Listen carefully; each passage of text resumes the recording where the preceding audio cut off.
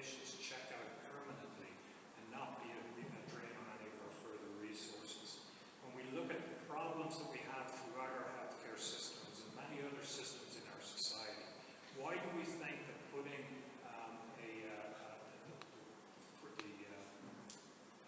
legalizing the ability to help people to end their lives into the doctor's bag is actually a safe and appropriate thing to do? When you look at the data coming out of the Netherlands, and again, this is not a slippery slope, this is what has already been happening.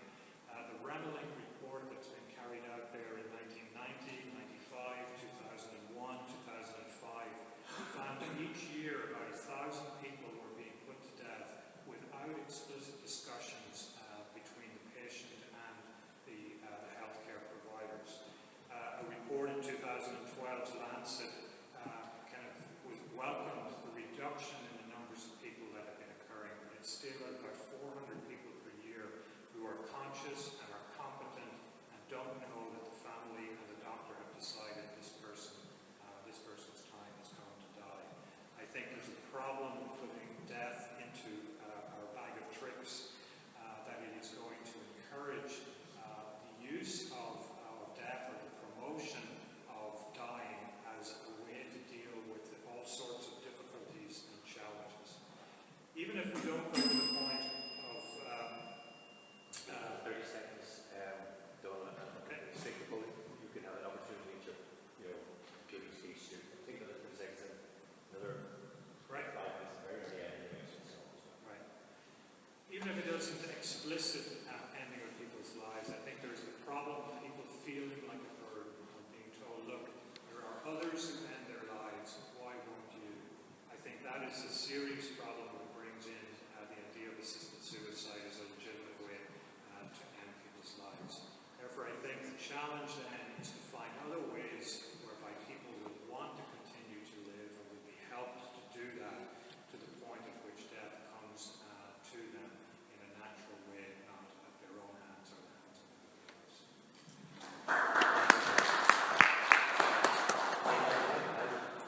I don't want to stay up on the podium, and I'll ask Adam to go to the other side.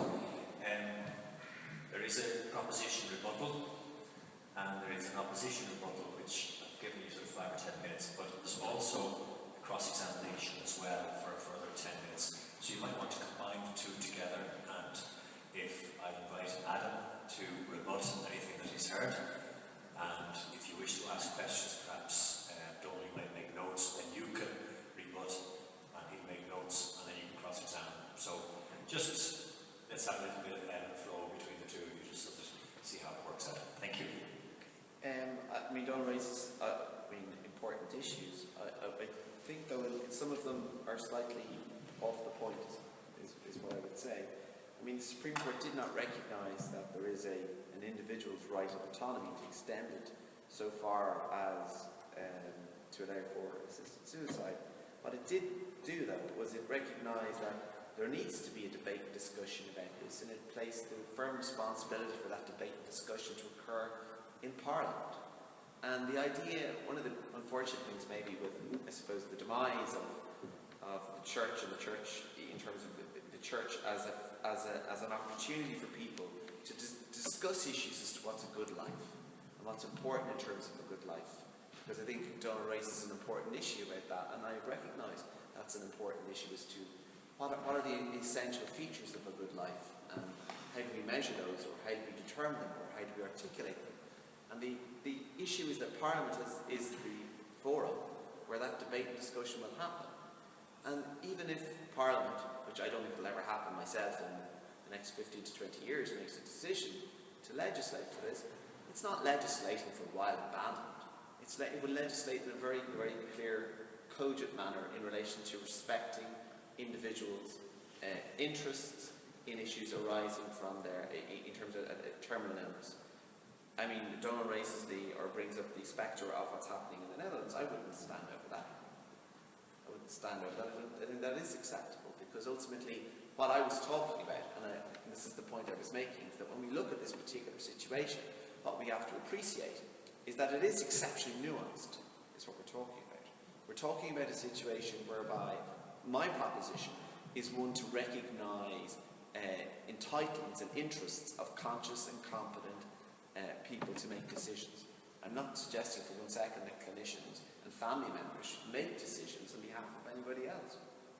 In exactly the same way, I don't think clinicians should withdraw treatment from patients without talking to them about it. That happens. Donal raises the other issue, which is well recognised, of the burden issue, people being burdens. And of course, when lots of opponents, and I'm not accusing Donal of this, lots of opponents of assisted suicide raise this all the time. And of course, what makes it very galling about the whole situation is that they don't raise these particular issues in the sense of the lack of care within our state social system that makes people feel that way. And surely that's a valid issue that has to be addressed. I don't think, for example, the provision of assisted suicide legislation of itself would necessarily lead to encourage people to engage in assisted suicide. And I also think that, the things about legislation is that one of the things you can do with the law is that you can review it. And you can review it both in terms of principle and also in terms of operation. And if there's any suggestion of abuse occurring, you can fix it. Okay. Thanks, Adam. I guess I was surprised at the way you ended there, but if there's any suggestions of abuse, we can fix that. Because I think there's maybe an idealism in your approach to being able to legislate on this, which isn't reflected in related areas. So, for example, the most recent report on senior abuse in Ireland is showing that every year the numbers of reports is increasing. And that's an area where we already have legislation about what shouldn't be happening. And yet it seems that there's part of our human nature which unfortunately is prone towards taking advantage of others. And that's part of my concern in that we have traditionally had a clear separation within the medical and the healthcare communities between efforts to help somebody to remain healthy where possible, to cure them where at all possible, and when that point comes that there's nothing more that medicine can provide, to be there to care for the person for when they die naturally. And that by introducing the idea that helping or encouraging or promoting death at any stage is crossing a huge barrier. It's promoting the idea of death as a solution to some of our problems. And I think that's where the other problems come along then, that it is part of a system where other things that where there is a tendency or whatever to human nature that when people are given some of those freedoms that they don't remain under control.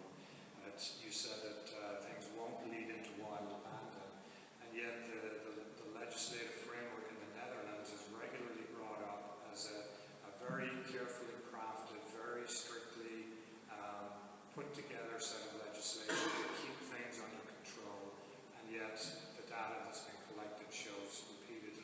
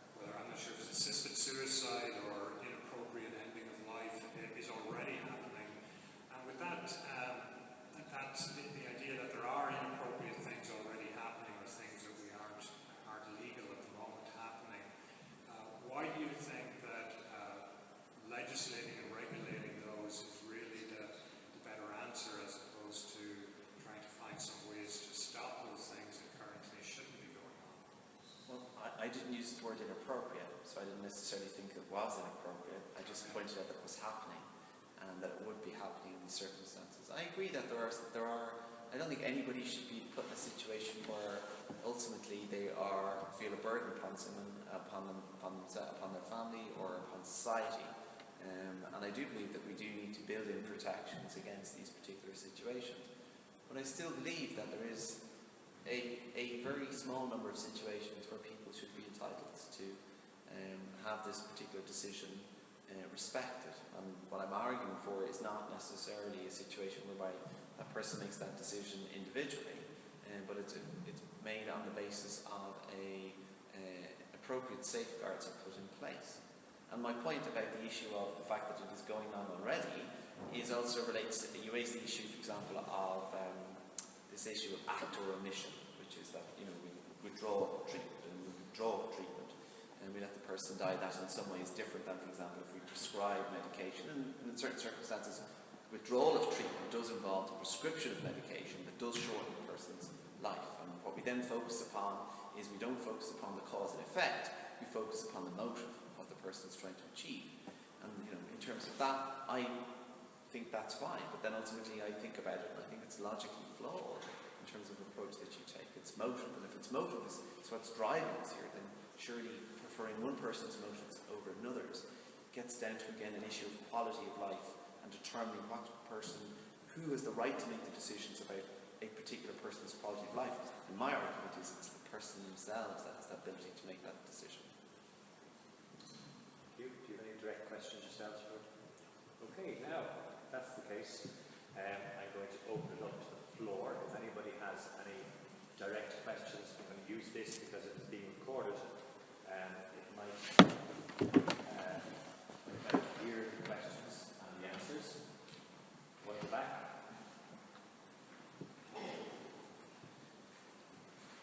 Thank you. My question is for Dr. McAuley. I don't know if you're aware that recently, I think in Belgium, I think the issue of assisted suicide was passed in their own legislature for children. I wonder what your views are just in relation to that. I suppose I'm kind of looking at children differently from adults because they're children, so in terms of consent, their opinion, so on and so forth. Well, I suppose I return back to my proposition again, which is it's quite nuanced. I admit, I concede that at the very beginning, that ultimately when we talk about assisted